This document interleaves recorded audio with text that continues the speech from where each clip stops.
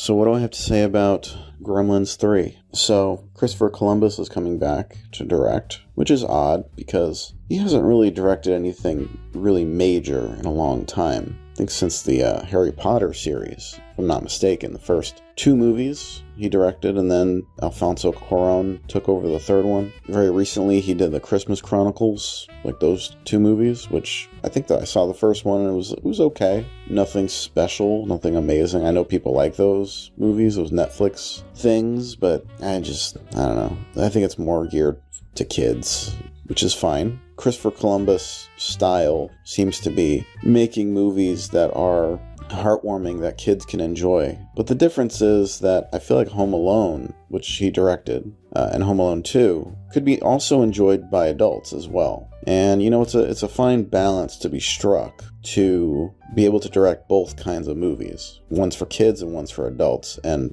sometimes combine them into one unified family movie. So, getting back to Gremlins 3, now that I realize he's directing, which was apparently just released by Warner Brothers, David Zaslav, he put out the news, like, Christopher Columbus is directing Gremlins 3. It's going to be amazing. We had a great year this year. We made Minecraft, we made a bajillion dollars. We also put out one disaster after another, which totally bombed at the box office, but, it's an artistic masterpiece by Paul Thomas Anderson, so go give us an Oscar, please. Thank you. Great, cool. So Christopher Columbus coming back to direct Gremlins 3 is a little bit weird because, well, let's start with the original Gremlins and who directed that. That movie was directed by Joe Dante, and he's got I wouldn't say a bitter sense of humor, but definitely more of a snarky kind of sense of humor to, his films, and I don't know, a bit more farcical in nature. You can tell he's kind of saying something with them, and that's what he was kind of doing with the first Gremlins movie. I think he was saying something about, toys and gift giving at Christmas, and how, people are not truly responsible for things they do or own. So, and definitely the second movie. I mean, how do you follow up the second movie with a third one? He went so ridiculous with that second movie. I don't know, but somehow I guess Christopher Columbus is going to pull it out of the hat. We don't know if any returning actors are going to come back for this, but I imagine what they're going to do is they're going to basically soft reboot Gremlins to kind of make a similar kind of movie to the first Gremlins movie. I mean, that would be the safest bet. I doubt they're going to do anything truly experimental with this. They're going to probably try to put it in that same little town. Maybe Billy grows up and he has his own kids, and then, I mean, they have to bring fucking Gizmo back, right? I mean, that's marketing gold. They're not Gizmo died 20 years ago. They're not going to do that. Even though that little creature, I mean, little creatures like that probably shouldn't live very long, in terms of just normal lifespans. I don't think that creature would still be alive if it existed, in the real world. It probably would have died sometime in the 90s. If I had to guess, it's basically a rodent of some kind, a rodent monkey mixture or something. I mean, at least in the 2000s, right? It wouldn't still be alive today. That's insane. But it is some kind of magical creature, so I'm sure they're going to justify it. Gizmo, maybe that old Asian guy is going to have a kid who takes care of Gizmo. It's because he died, the guy's long dead, right? That old guy, the old Asian dude who gave Gizmo. So they're going to have his son, which I remember, he had his grandson, remember that in the first movie?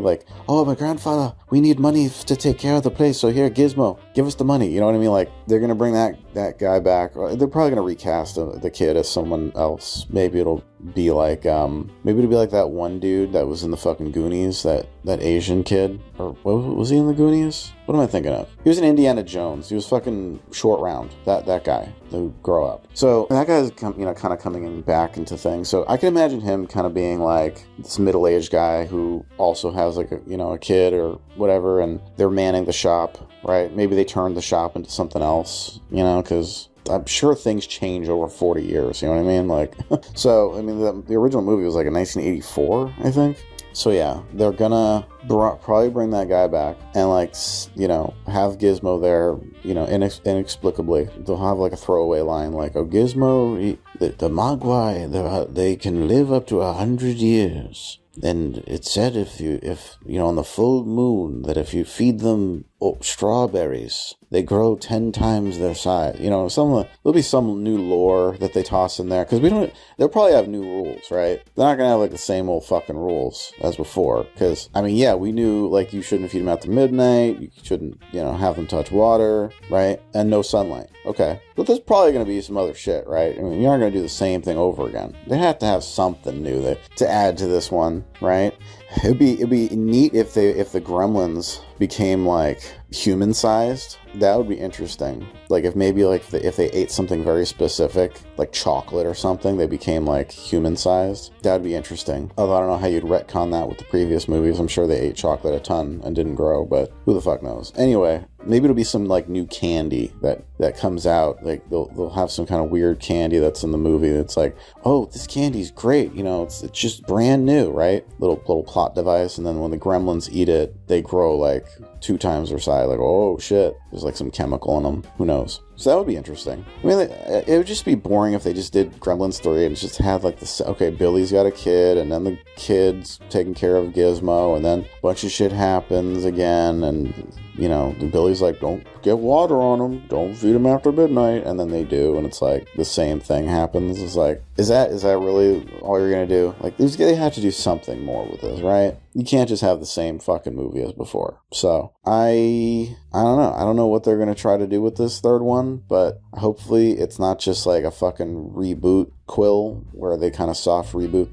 the series, where it's like basically retelling the first story over again, but with old characters and new. The Legacy sequel is such a pervasive thing nowadays, where nostalgia makes people revive these franchises, but they want to still keep some of the magic of that original thing. So they have like characters from that, like Star Wars did it, a bunch of movies did it, even Beetlejuice did it. To middling results. Usually it doesn't work out very well, to be perfectly honest. I don't know what it is about reviving these movies, but what was the first movie to do this? The Legacy sequel, 30 years later. I don't know if this is true or not, and I'm just tossing it out there, but I feel like it was that Wall Street movie with fucking Mike Douglas and what's his name, Shia LaBeouf, came out. I feel like that was like the first one of these types of movies that came out that was really trying to take advantage of like the Legacy sequel idea, where like we're gonna have a sequel to a movie 30 years later, bring back some of those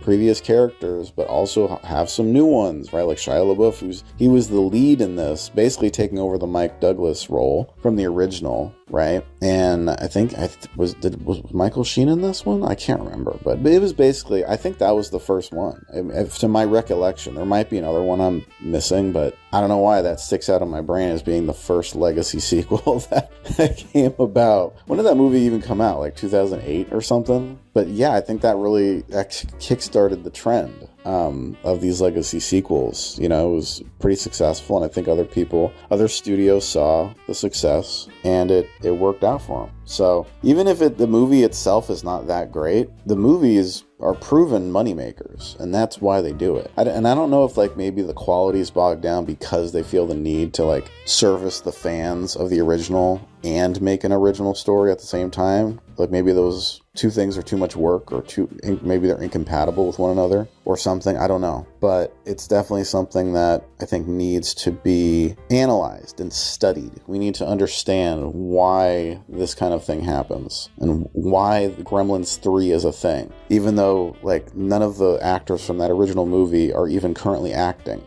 But all we know is those original movies were great, at least the first one, right? Probably the second one people didn't like as much because it was basically a troll by Joe Dante. People love Gizmo, and they love the Mogwais, right? And they love Gremlins. People love those things. They're like a cultural icons. So when Gremlins 3 comes out, it's going to be a huge deal, provided they market it right. If Warner Brothers is coming out and saying Christopher Columbus is directing this and Gremlins 3 is coming 2027, it's going to be a big deal, right? They're already like prepping people, like, get your fucking Gizmo popcorn buckets at the theater. Like they're already like prepping people to get excited for it a year out. So I think it's going to be a pretty big deal next Christmas, next winter. They're going to make it a Christmas story once again, right? You're going to have that same Christmas format like the first movie. Even though, like, I mean, Christmas is not really like endemic to the Gremlins series, but it's so like iconic to that first movie, right? Like it is like a Christmas horror movie, essentially, which I think has grown in appreciation, like that kind of combined genre of movie. Nowadays, people can really appreciate like the Christmas horror movie, whereas back then it might have been maybe a little bit more controversial than today. I think that it's going to be something that's well marketed, and Gremlins 3 is going to be like a smash hit, and they're going to make a Gremlins 4 and a Gremlins 5, and it's gonna go from there, provided they just kind of they get the legacy characters back and they have some new characters that are gonna really flesh out the cast well.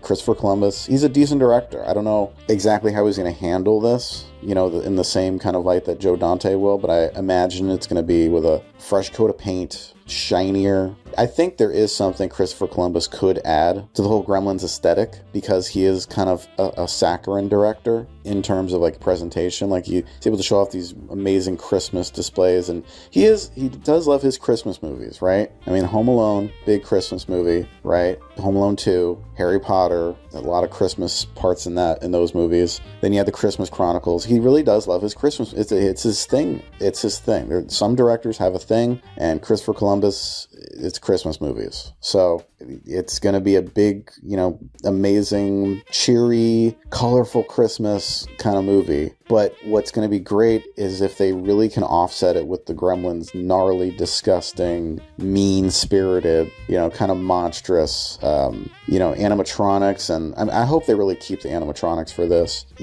For the most part, it's okay if you use some CGI for like more action-heavy sequences. Like, let's say Gremlins are jumping all over people or something like that. You can have some CGI moments there, but for like the close-ups, for like more expressive interaction-based stuff, like I hope they keep the animatronics alive for the movie. And I think that's going to be one thing that I think fans are going to probably demand, hopefully, that they keep the animatronic effects, fully in effect for this movie. So yeah, I'm tentatively looking forward to it. I think that in the hands of Christopher Columbus, this could be a pretty good reboot Quill kind of film. And it seems like he still has his career mostly on track. I just wasn't really into the Christmas Chronicles movie. That might just be because the demographic just wasn't for me. Like maybe it's just for kids. But I do think he can really add some spice to the some winter spice. Some what do they call it?